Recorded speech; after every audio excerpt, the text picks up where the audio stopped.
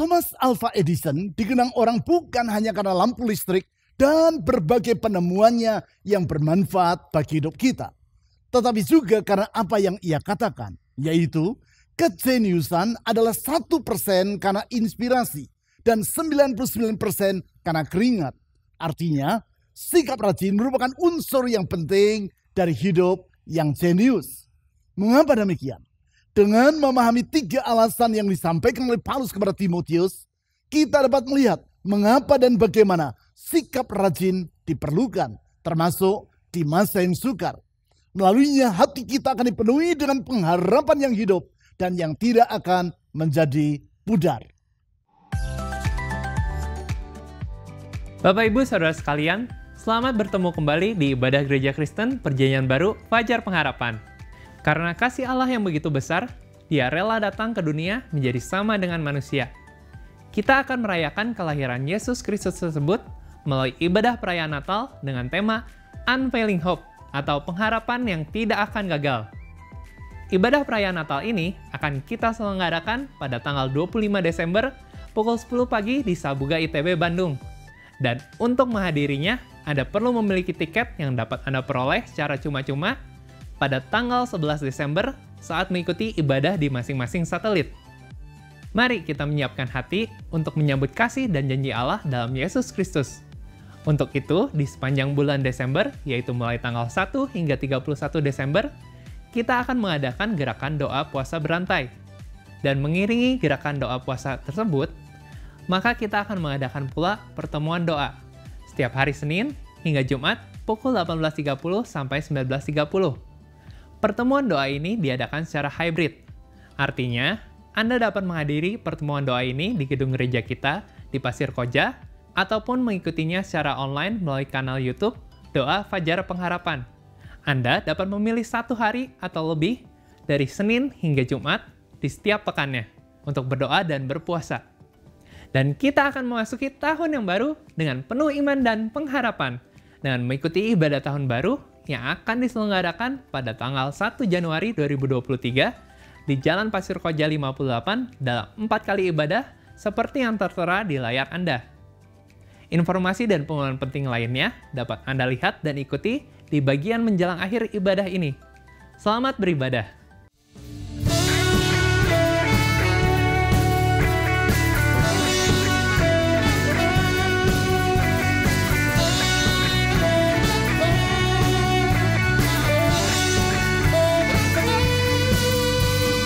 Kami datang bawa pujian, bersama memuji-Mu Tuhan.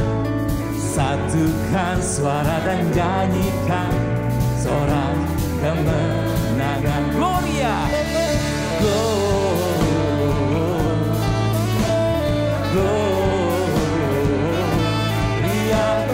besar Tuhan, ditinggikan di atas segalanya.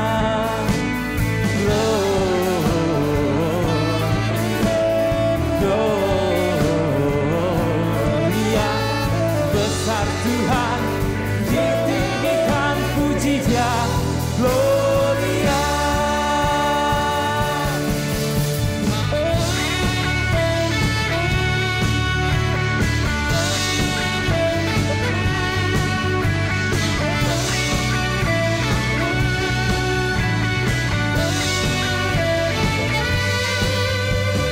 Kami datang bawa pujian, bersama memuji-Mu Tuhan.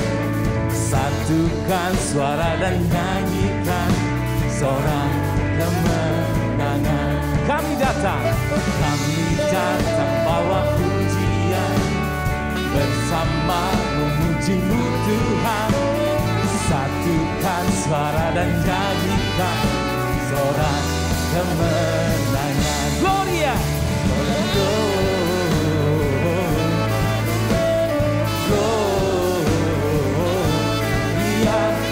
besar Tuhan, ditinggikan di atas segalanya. Gloria,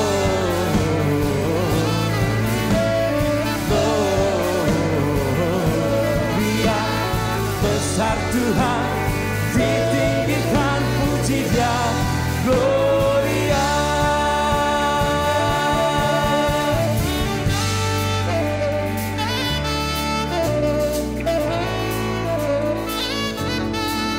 glory, honor, and power.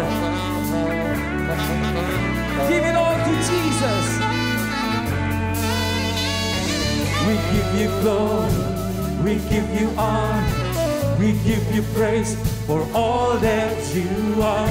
We give you glory, we give you honor, we give you praise.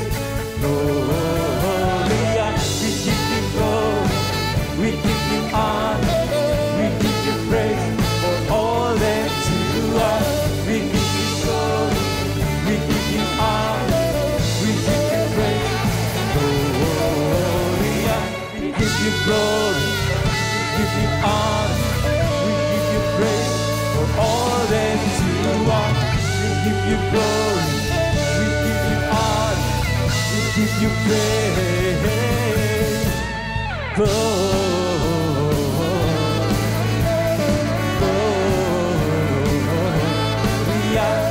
besar Tuhan, ditinggikan di atas segalanya.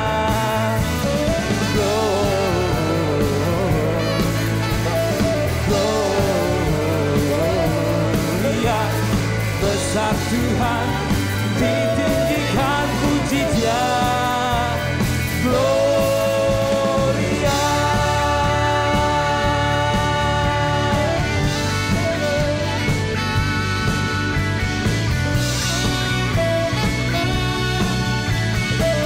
Serukan Gloria.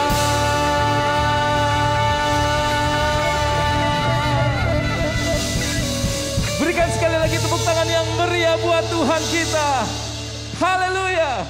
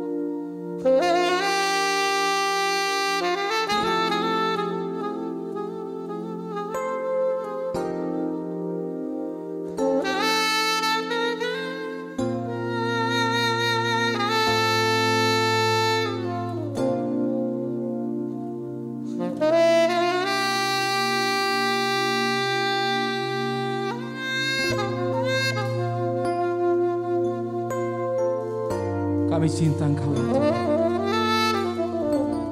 Kami cinta Engkau Yesus. Ku cintakan dan angkat suara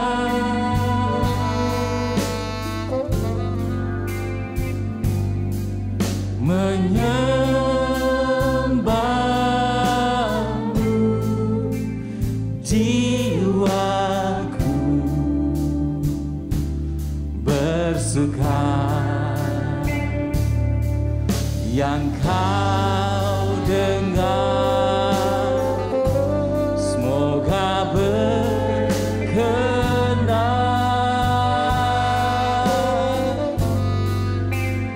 bagaikan musik merdu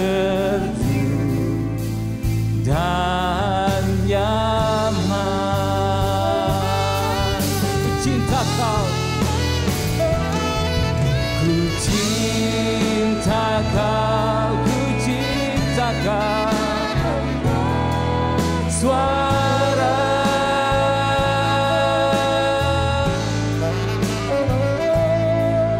menyembahmu, jiwaku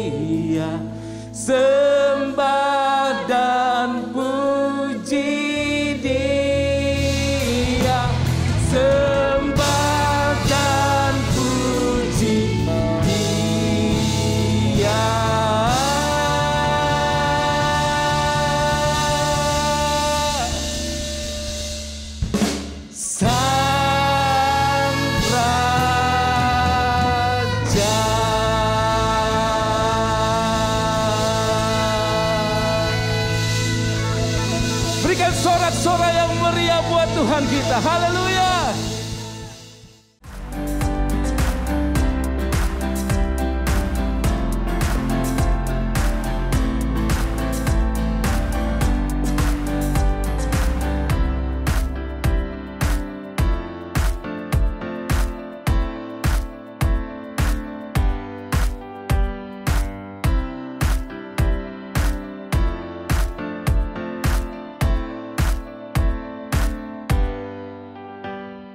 Acap kali saya berkata, kita hidup di dunia ini hanya satu kali saja.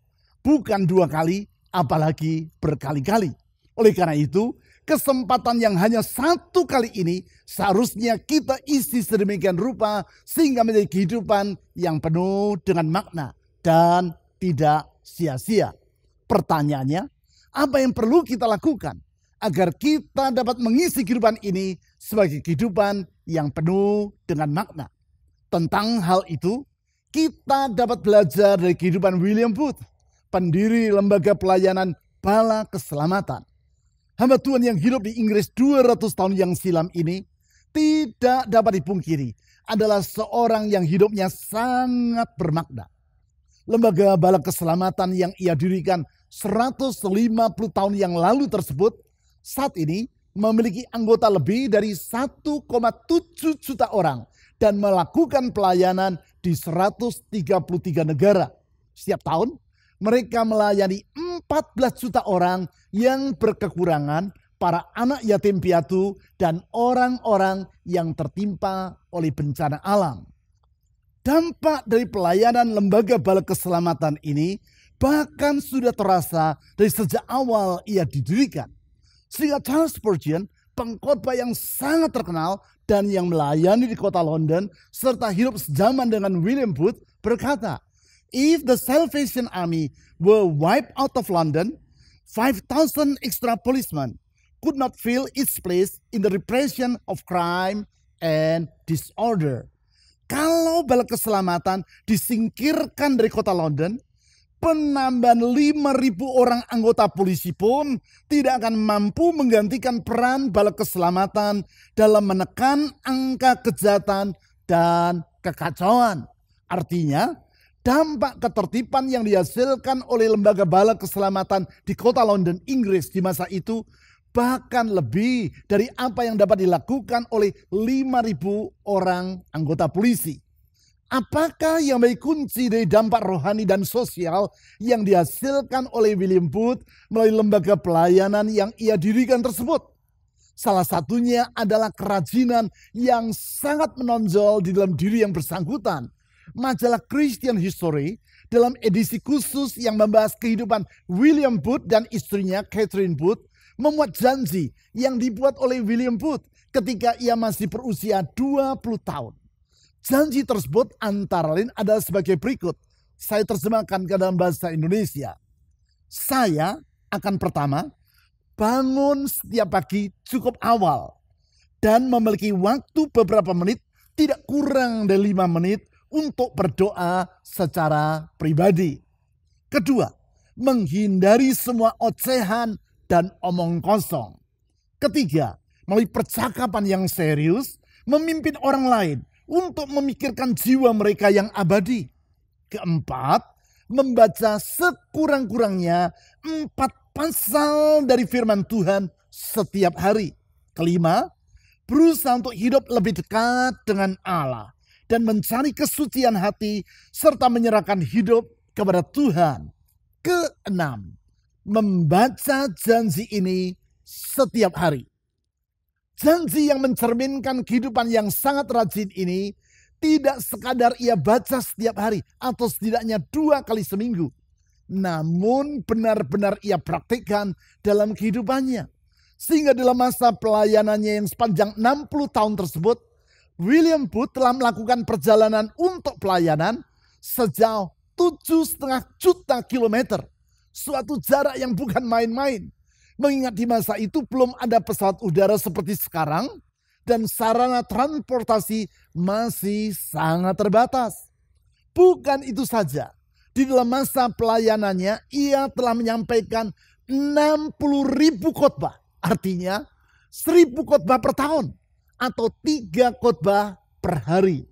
Sedemikian besar dampak kehidupan yang bersangkutan sehingga ketika William Booth wafat pada tahun 1912, ibadah pemakamannya dihadiri oleh tidak kurang dari 40.000 orang, termasuk Queen Mary, permaisuri Raja George kelima yang memerintah di Inggris di masa itu. Tentu masih ada berbagai faktor lain yang mengakibatkan kehidupan William Booth sedemikian efektifnya. Namun di antara berbagai faktor tersebut, seperti yang telah saya utarakan tadi, kerajinan atau kegigihan yang bersangkutan dalam mengisi waktunya dengan hal-hal yang bermanfaat merupakan salah satu kuncinya. Sikap rajin, walaupun ia menghadapi masa yang sukar, yaitu kemiskinan dan kekacauan yang merajalela di kota London dan negeri Inggris pada kurun waktu tersebut. Artinya, apapun kondisi yang ia hadapi, William Booth bertekad untuk hidup secara rajin dan tertib tanpa terpengaruh oleh situasi di sekitarnya. Sikap rajin seperti itu pula lah yang dinasihatkan oleh Rasul Paulus kepada Timotius, murid yang ia kasihi, di dalam 2 Timotius pasal 2 ayat 6-7. Sebagaimana yang telah kita bahas di minggu-minggu yang lewat, ketika Rasul Paulus menulis suratnya yang kedua kepada Timotius tersebut, saat itu Paulus sedang berada dalam penjara di kota Roma. Ini merupakan pemenjaraan yang kedua kalinya dan yang terakhir kalinya di kota tersebut.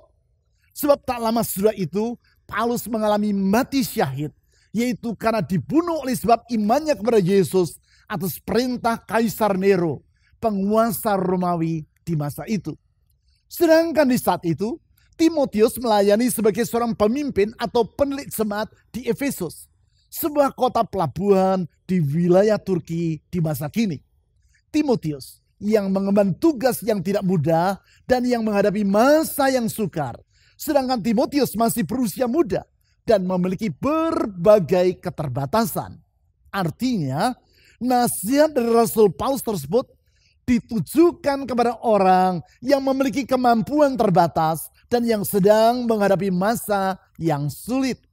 Nasihat yang sangat relevan bagi banyak di antara kita yang hidup di masa kini, yaitu masa yang dikatakan orang sebagai kurun waktu yang sukar dan yang sedang menyongsong keadaan ekonomi yang sangat sulit di masa depan.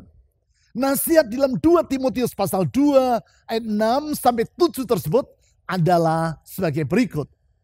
Seorang petani yang bekerja keras haruslah yang pertama menikmati hasil usahanya. Perhatikanlah apa yang kukatakan. Tuhan akan memberi kepadamu pengertian dalam segala sesuatu. Sebagaimana yang telah kita pelajari dalam 3 minggu yang lewat. Ayat-ayat yang baru saja kita baca ini merupakan bagian dari nasihat yang disampaikan oleh Rasul Paulus dan yang dicatat di dalam 2 Timotius pasal 2 ayat 1-7. Di situ Rasul Paulus menyampaikan pentingnya 4 sikap yang harus ada pada diri Timotius. 4 sikap yang diperlukan oleh orang yang sedang menghadapi masa sukar. 3 dari keempat sikap itu telah kita bahas secara berturut-turut di dalam 3 ibadah yang lalu. Sikap yang pertama, yaitu bersikaplah teguh atau be strong. Sikap ini dinasihatkan di dalam 2 Timotius pasal 2 ayat 1-2, yaitu dengan menjelaskan pentingnya bersandar pada anugerah Allah di dalam Yesus Kristus yang meneguhkan hidup kita. Sikap yang kedua ialah bersikaplah penuh komitmen atau be committed. Sikap ini ditulis di dalam 2 Timotius pasal 2 ayat 3-4 dan diumpamakan seperti sikap dari seorang prajurit dalam melaksanakan tugas yang diberikan oleh komandannya. Sikap yang ketiga adalah bersikaplah disiplin atau be disiplin. Sikap ini diutarakan di dalam 2 Timotius pasal 2 ayat 5, yaitu digambarkan seperti sikap seorang olahragawan yang sedang bertanding. Sekarang sikap yang keempat, yaitu bersikaplah rajin atau be diligent, yaitu yang ditulis dalam 2 Timotius pasal 2 ayat 6-7 yang telah kita baca tadi. Di dalam hal ini, sikap rajin tersebut digambarkan seperti sikap seorang petani yang bekerja di ladangnya. Melalui gambaran yang diutarakan oleh Rasul Paulus di dalam ayat-ayat ini, khususnya yaitu di ayat 6, kita dapat menarik pelajaran. Mengapa dalam segala keadaan, termasuk di masa sukar seperti yang sedang dihadapi oleh Timotius, kita harus bersikap rajin. Setidaknya ada 3 alasan tentang hal tersebut. Yaitu yang pertama, karena hidup ini merupakan kesempatan yang tidak selalu tersedia. Saya ulangi, kita harus bersikap rajin. Karena hidup ini merupakan kesempatan yang tidak selalu tersedia. Itu sebabnya Paulus menjelaskan bahwasanya Timotius harus mengisi kehidupannya dengan sikap seperti yang ada pada diri seorang petani dalam bekerja.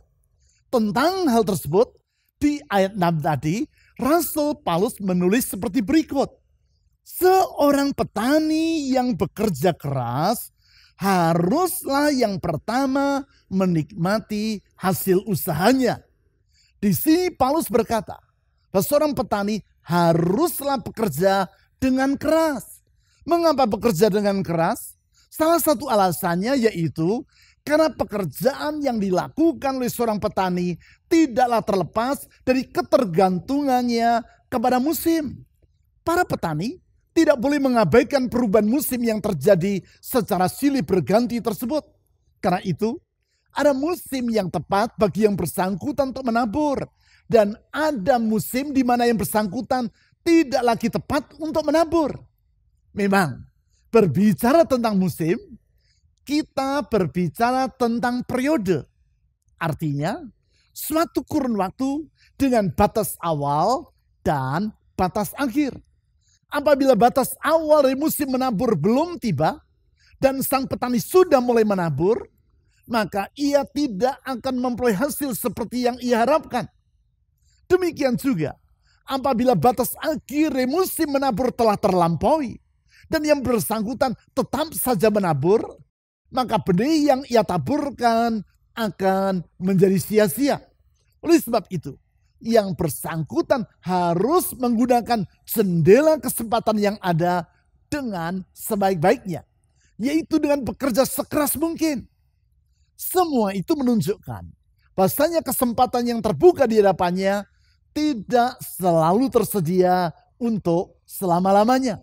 Itu sebabnya seorang petani harus bekerja dengan keras atau bekerja dengan rajin. Hal yang sama yang dimaksudkan oleh Paulus di dalam nasihatnya kepada Timotius. Senyampang atau mumpung kesempatan untuk bekerja masih tersedia, Timotius haruslah menggunakan waktu tersebut dengan sebaik-baiknya. Senyampang masa penganiayaan terhadap para pengikut Kristus belum tiba, maka Timotius harus mengisi waktu yang ada dengan melakukan tugas pelayanannya secara semaksimal mungkin. Singkat kata, di setiap saat dan kesempatan, Timotius haruslah hidup dengan bekerja sekeras atau serajin mungkin seperti seorang petani. Hal itu pula lah yang diutarakan oleh Tuhan Yesus kepada para muridnya, seperti yang dicatat dalam Yohanes pasal 9 ayat 4. Di situ ia berkata sebagai berikut. Kita harus mengerjakan pekerjaan Dia yang mengutus aku selama masih siang. Akan datang malam, di mana tidak ada seorang pun yang dapat bekerja. Pernyataan Tuhan Yesus yang kemudian disampaikan ulang oleh Rasul Paulus kepada Timotius dengan kalimat yang berbeda ini menjelaskan kepada kita bahwasanya kita tidak perlu dibingungkan dengan berbagai prediksi tentang masa yang akan datang yang disampaikan baik oleh para pakar ekonomi maupun oleh para pakar lainnya. Jangan diabaikan, namun jangan biarkan semua itu melumpuhkan kita. Yang perlu kita lakukan adalah mengerjakan apa yang dapat kita kerjakan di masa sekarang dengan sebaik-baiknya. Jangan kita hanya sibuk memperbincangkan tentang apa yang akan terjadi di masa depan. sehingga kita tidak berbuat apapun di masa kini. Bukankah hal itu yang dinasihatkan di dalam Pengkhotbah pasal 11 ayat 4, yaitu siapa senantiasa memperhatikan angin tidak akan menabur. Artinya, kalau orang hanya sibuk memperhatikan keadaan, maka ia tidak akan bertindak. Alhasil, justru kesia-siaanlah yang akan ia alami. Selanjutnya yang kedua, kita harus bersikap rajin. Karena hidup ini harus diisi secara bertanggung jawab.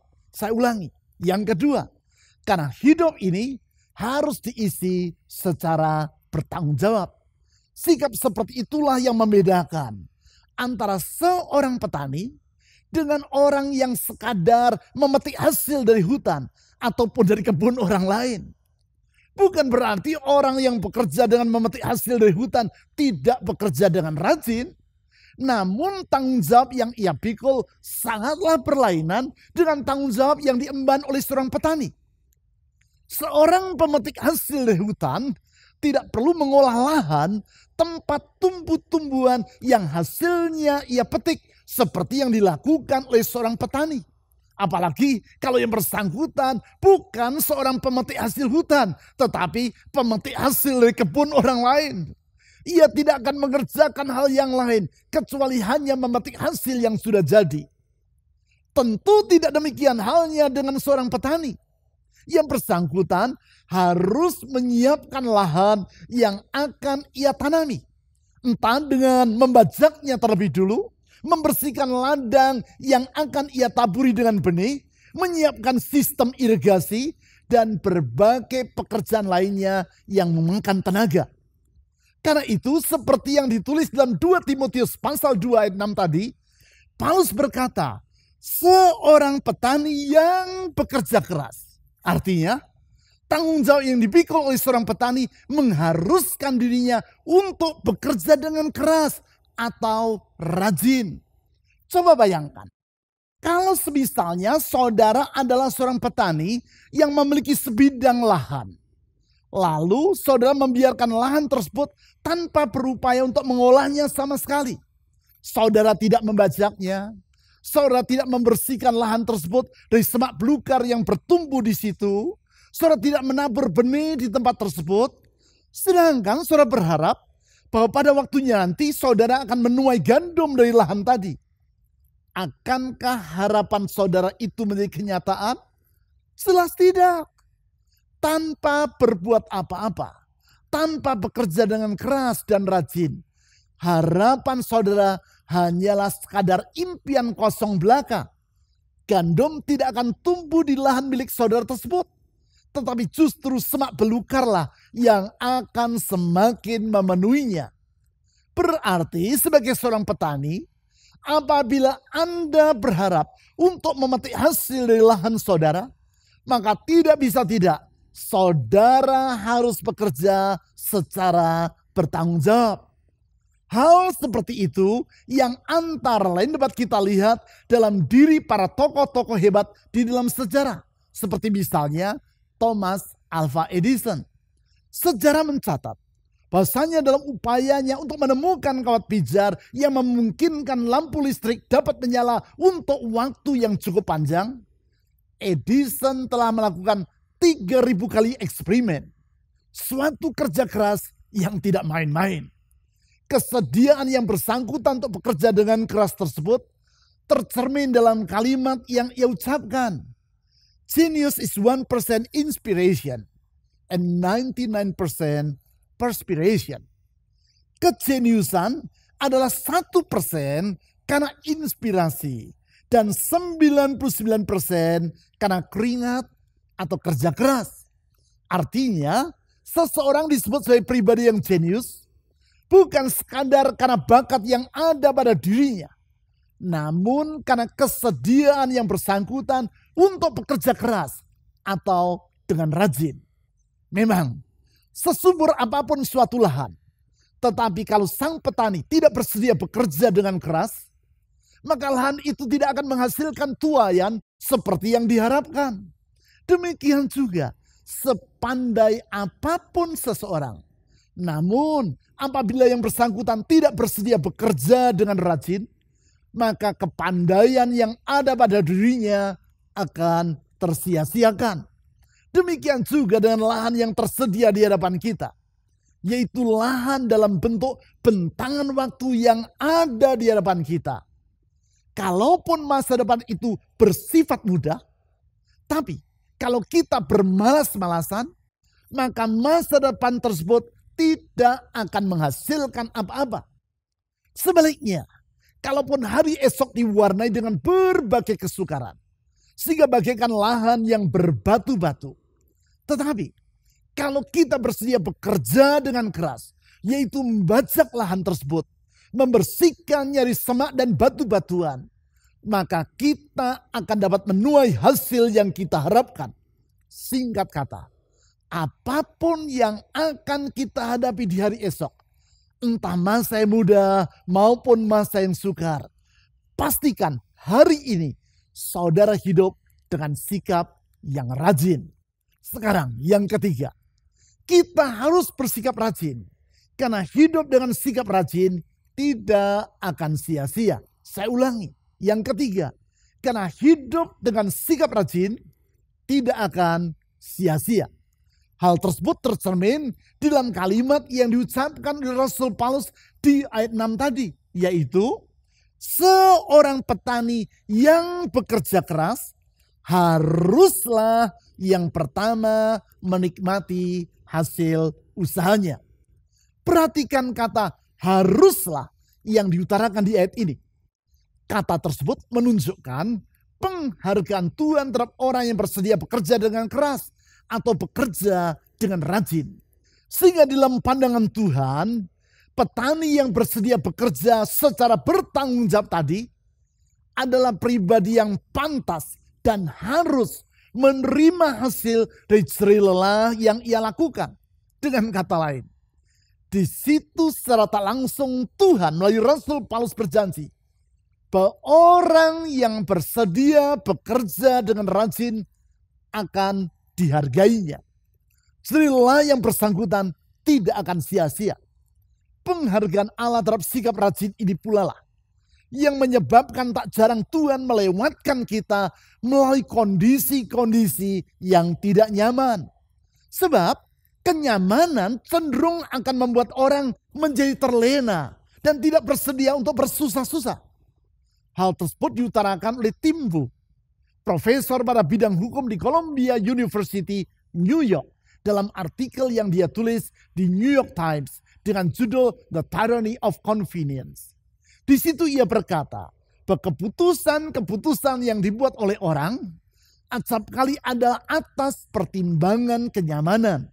Sebagai contoh, ia menyebut bahwa walaupun sebenarnya ia lebih menyukai kopi yang ia seduh sendiri, namun tetap saja ia mengkonsumsi kopi instan dari Starbucks. Mengapa? Karena pergi ke kedai Starbucks dan membeli langsung di situ adalah lebih mudah dan lebih cepat daripada ia harus menyeduh kopi sendiri. Dengan kata lain, keputusan yang ia buat adalah berdasarkan pertimbangan kenyamanan, bukan atas dasar apa yang sebenarnya ia harapkan. Sikap tersebut pada jangka panjang, kata Tim Wu, akanlah merugikan diri kita sendiri.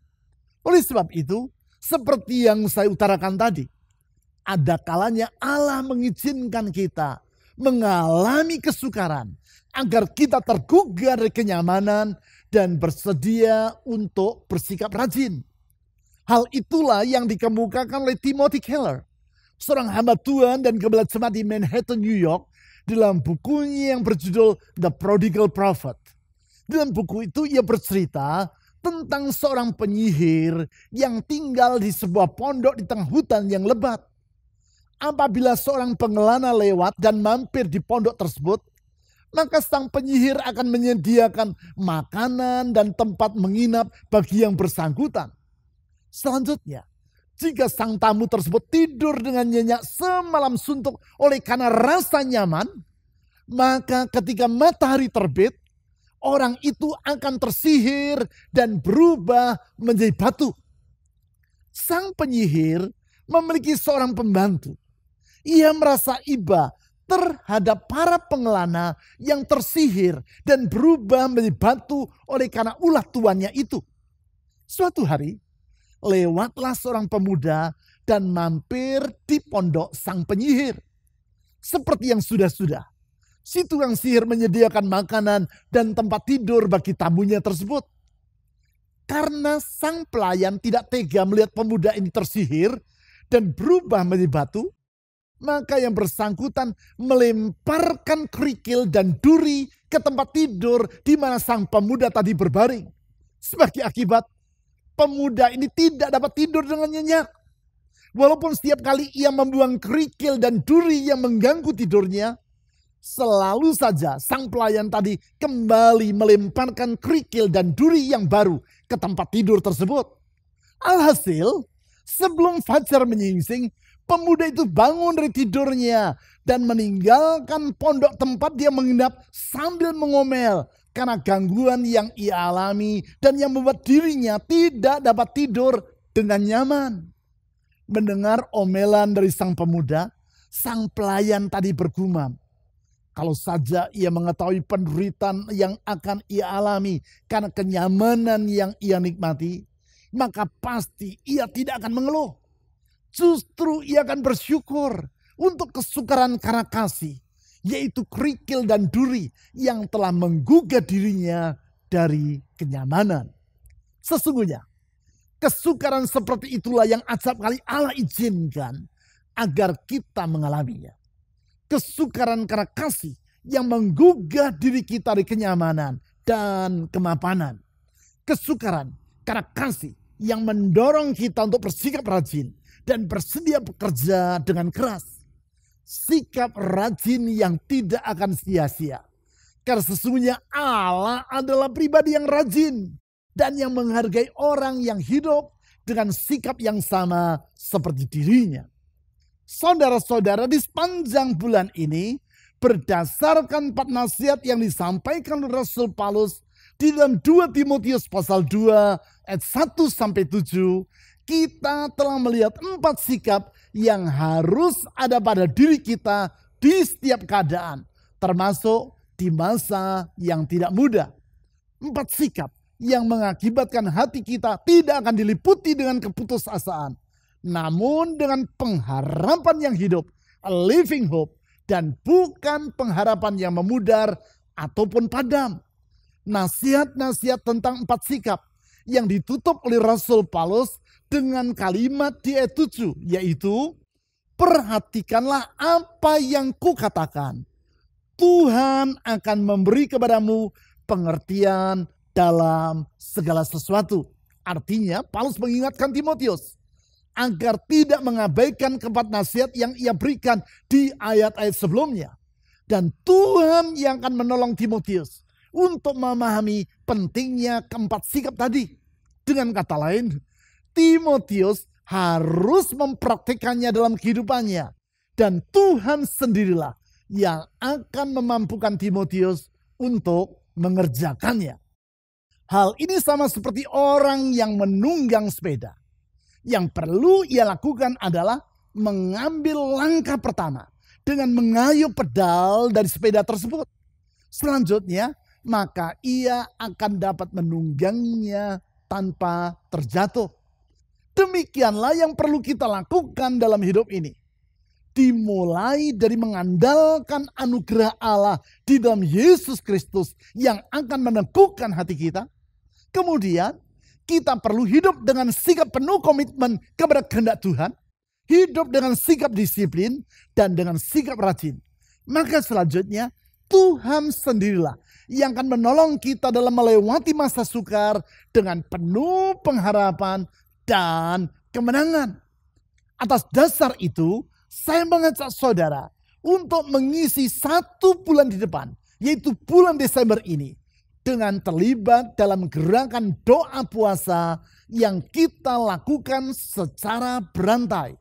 Dari tanggal 1 sampai 31 Desember, pilihlah minimal 1 hari dalam setiap minggu untuk menjadi hari puasa saudara. Entah itu hari Senin, Selasa, Rabu, atau hari-hari yang lain, pilih dan jadikanlah hari itu sebagai hari puasa Anda di sepanjang bulan Desember nanti.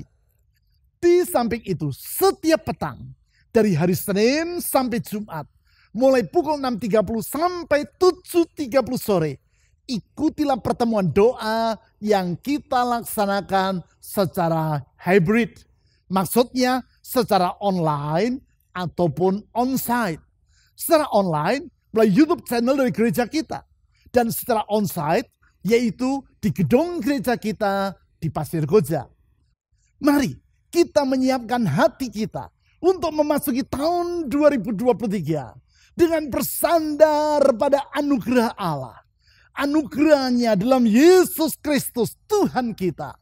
Anugerahnya yang meneguhkan hati kita dan yang menolong kita untuk hidup dalam sikap penuh komitmen, dalam sikap disiplin dan dengan sikap rajin. Anugerah Allah yang tidak akan mengecewakan. Anugerah Allah yang membawa kita untuk hidup berkemenangan. Mari kita berdoa.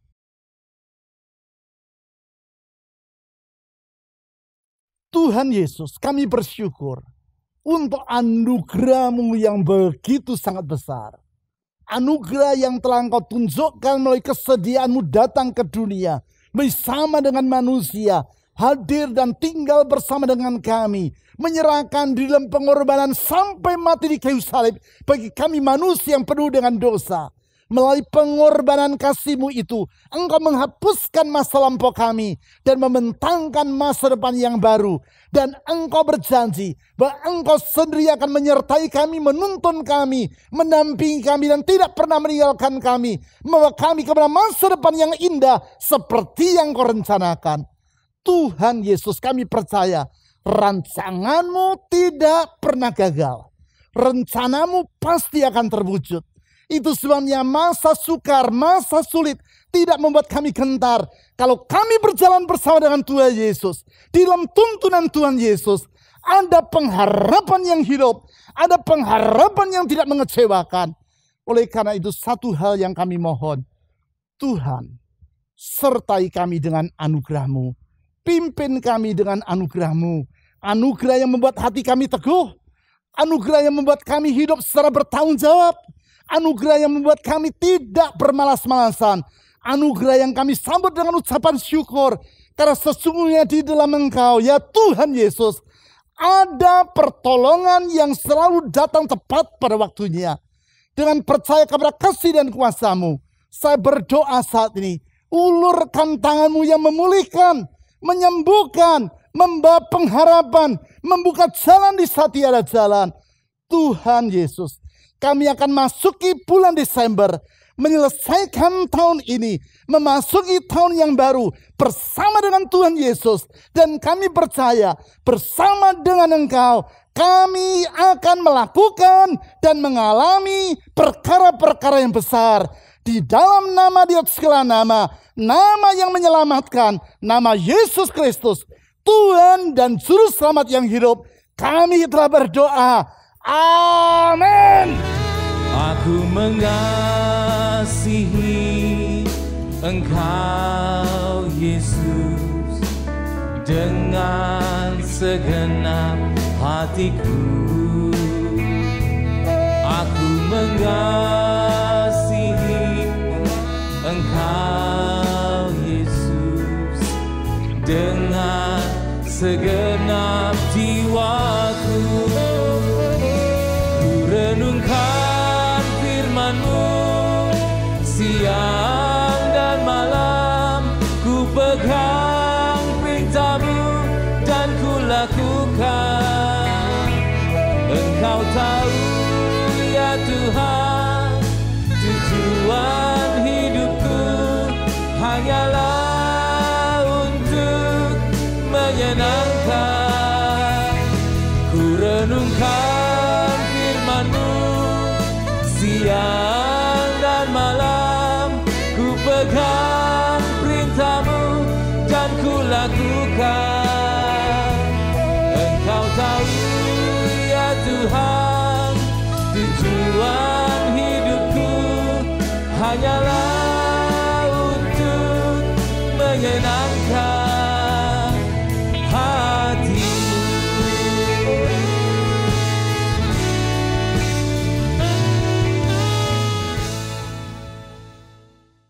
Berikut adalah beberapa informasi dan kegiatan gereja kita yang dapat Anda ikuti.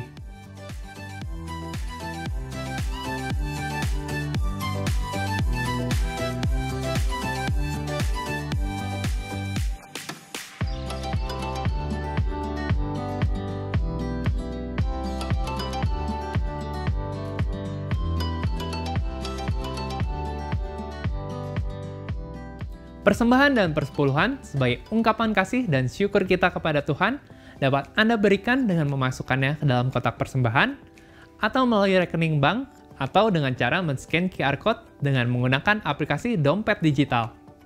Ibadah online GKPB Fajar Pengharapan dapat Anda ikuti setiap saat, mulai hari Sabtu pukul 5 sore melalui YouTube, website, dan aplikasi yang tertera di layar. Berbagai informasi penting lainnya dari gereja kita dapat Anda ikuti melalui website www.fajarpengharapan.net atau melalui aplikasi GKPB Fajar Pengharapan serta Instagram GKPB Fajar Pengharapan. Bapak Ibu Saudara sekalian, tetap patuhi protokol kesehatan, sehat selalu, dan sampai jumpa minggu depan.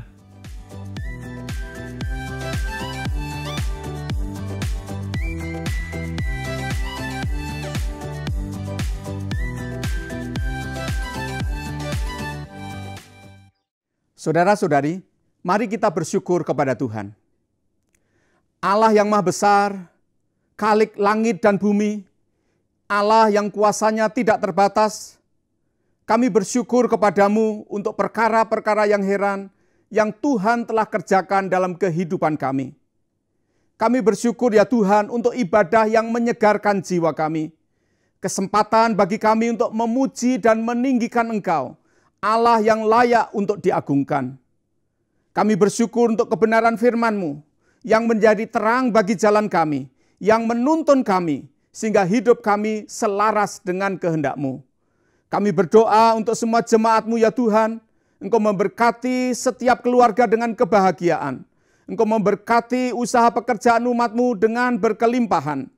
Kami berdoa untuk setiap umat-Mu yang sudah dan yang akan memberikan persembahan ucapan syukur dan persepuluhan.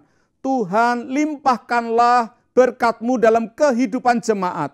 Di tengah masa yang tidak mudah ini, Tuhan membuat perbedaan. Bagi kami yang berharap kepada-Mu ya Tuhan, kami akan hidup di dalam kelimpahan. Dan dengan keyakinan akan kasih dan kemurahan Tuhan atas hidup kami berdoa.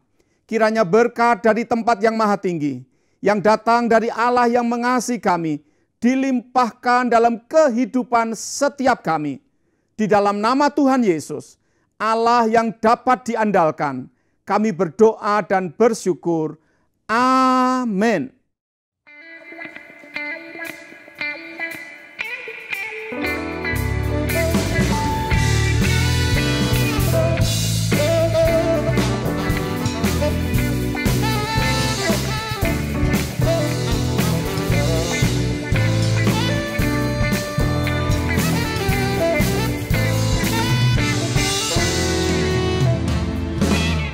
Takkan ku izinkan ketakutan, karena imanku pada Yesus Tuhan. Tak ada alasan tawar hati, karena Yesus ada di sini. Ku percaya firman Tuhan sanggup menghidupkan dan berikan sukacita dalam Tuhan. Melimpah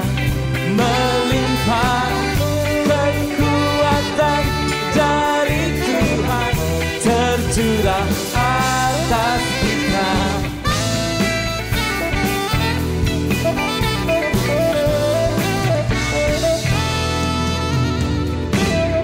Takkan ku izinkan ketakutan, karena imanku pada Yesus Tuhan. Tak ada alasan tawar hati, karena Yesus ada di sini. Ku percaya firman Tuhan sanggup menghidupkan